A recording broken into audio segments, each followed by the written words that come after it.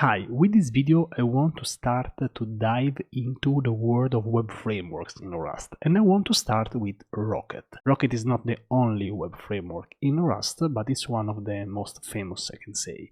And this is also the first Rust web framework I ever tried. And honestly, it looks pretty solid.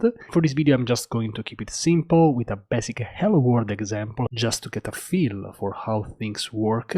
If you're interested in more content about Rocket or other Rust web frameworks, just let me know in the comments. Let's get started. Let's create a new Rust project by typing cargo new hello-rocket.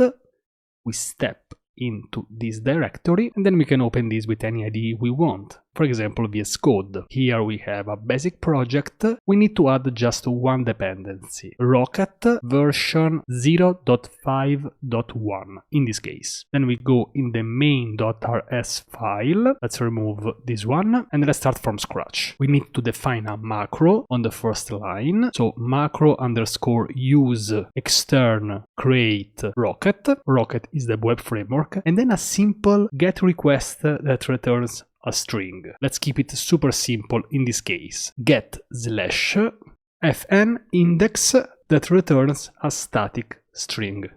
And we can return hello rocket with a rocket emoji without a semicolon. Close bracket and now launch fn rocket build mount slash rouse index.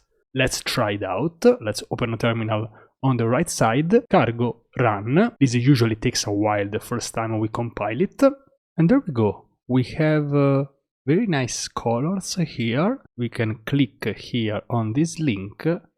And if we open a browser, we should see Hello Rocket. This was just a basic Hello World example. In some future videos, we can try different endpoints and connect this to a database or connect this to a front end. Bye bye.